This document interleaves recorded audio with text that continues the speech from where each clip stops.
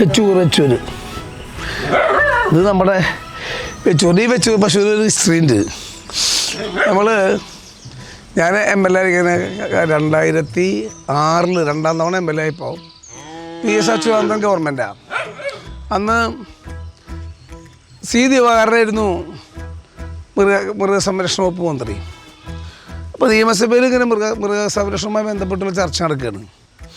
ഈ പശു വളർത്തലിനെ പറ്റി പറഞ്ഞപ്പോൾ ഞാൻ അസംബ്ലിയിൽ എഴുന്നേറ്റ് എന്നിട്ട് പറഞ്ഞു, ഈ പശു വളർത്താൻ താല്പര്യമുള്ള MLA മാർക്കൊക്കെ ഗവൺമെൻറ് ഒരു പശു കൊടുക്കണം നല്ലതാണ്, ഇത് ജനപ്രതികളെ ആദ്യം മാതൃക കാണിക്കണം എന്ന് പറഞ്ഞു.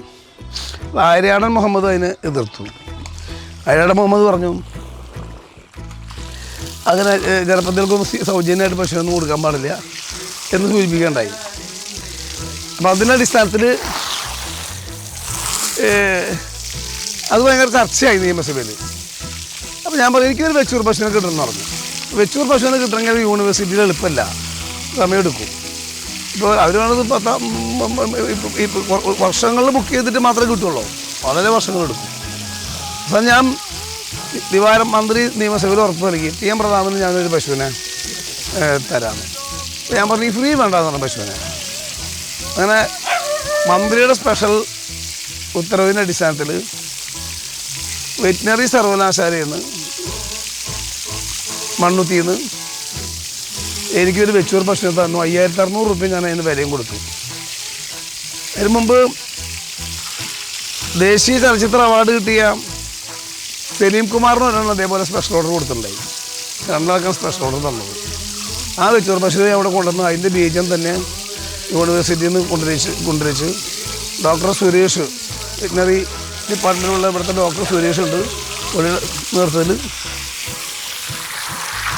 അതിനെ നോക്കി അതിന് കുഞ്ഞുങ്ങളുണ്ടായി. ആ കുഞ്ഞുങ്ങൾ പലർക്കും ഞാൻ കൊടുത്ത് അതിൽ പെട്ടൊരു കുഞ്ഞാണിത്. ഒരു പക്ഷേ 5ാമത്തെ 6ാമത്തെ തലമുറയെ പെട്ടതാണ്. ഇപ്പോൾ വീട്ടിൽ ഇതിൻ്റെ അമ്മേനെ ഞാൻ അളിയനക്ക് കൊടുത്തു, എൻ്റെ അളിയനക്ക് കൊടുത്തു. പിന്നെ അതിൻ്റെ കുഞ്ഞാണിത്. ഇപ്പോൾ ഒരു കുഞ്ഞ് മാത്രമേ ഉള്ളൂ, വെച്ചൂറിൻ്റെ കുട്ടി മാത്രമേ ഉള്ളൂ. ഇത് നോക്കാനുള്ള പരിമിതിയുള്ളതുകൊണ്ട് ഞാനിത് കൂടാതെ ഈ വെച്ചൂറിന് എൻ്റെ വീട്ടിലെ ഒരു കുഞ്ഞിനെ കോട്ടപ്പുറം ബിഷപ്പായ പിന്നെ ജോസഫ് കാരക്കശ്ശേരി പിതാവിന് ഒരു പശുക്കൂടി ഞാൻ കൊടുത്തു, ഒരു വെച്ചൂർ പശുവിനെ. ചിലപ്പോൾ മൊഴി വിട്ടുമ്പോൾ ഞാൻ പശുവിനെ കുളിപ്പിക്കും, പശുവിൻ്റെ തൊട്ട് കഴുകും. അതെനിക്കൊരു ഹരമാണ് വല്ലപ്പോഴും ഫ്രീ ആകുമ്പോൾ. ഇന്നിപ്പോൾ ഫ്രീ ആയപ്പോൾ ഞാൻ കഴുകി എന്നെ ഭാര്യയെ സഹായിക്കുക എന്നുള്ളതൊരു പണിയാണ്.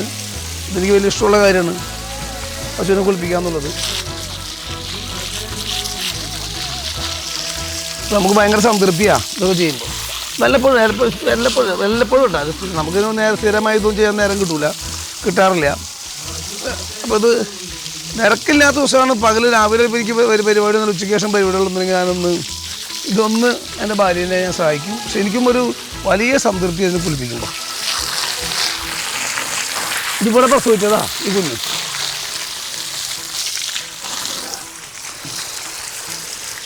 ഈ വെച്ചൂർ പശുവിന് പ്രത്യേകത ഉണ്ട്. ഇത് കേരളത്തിൻ്റെ സ്വന്തം ജനുസുവാണ്. ഇതിനധികം തീറ്റൊന്നും വേണ്ട, ഭയങ്കര പ്രതിരോധ ശക്തിയാണ്. ഇതിൻ്റെ പാലിന് ഭയങ്കര മൂല്യം കൂടുതലാണ്. ഇതിൻ്റെ മൂത്രവും ചാണകം വരെ മറ്റേത് പശുവിൻ്റെ മൂത്രത്തേക്കാളും ചാണകത്തേക്കാൾ കൂടുതൽ ജൈവ ഘടകങ്ങൾ അടങ്ങിയതാണെന്നാണ് പറയുന്നത്. നമുക്ക് അനുഭവമുണ്ട്. ഇത് പാല് ഭയങ്കര, ഇതിൻ്റെ തൈരൊക്കെ കുടിക്കുക എന്തൊരു ടേസ്റ്റാണെന്നറിയോ. ഇത് നമുക്ക് ഇവിടെ ഇപ്പോൾ ഇത്രയും കൊല്ലങ്ങളായി, അതായത് 2008 മുതൽ ഇവിടെ ഈ വെച്ചൂർ പശുവുണ്ട്. ഇത്ര കൊല്ലത്തിനിടയിൽ പ്രസവിച്ച് ഒരുപാട് എൻ്റെ സ്നേഹിതന്മാർക്ക് വെച്ചൂർ പശുവിന് ഞാൻ കൊടുത്തിട്ടുണ്ട്.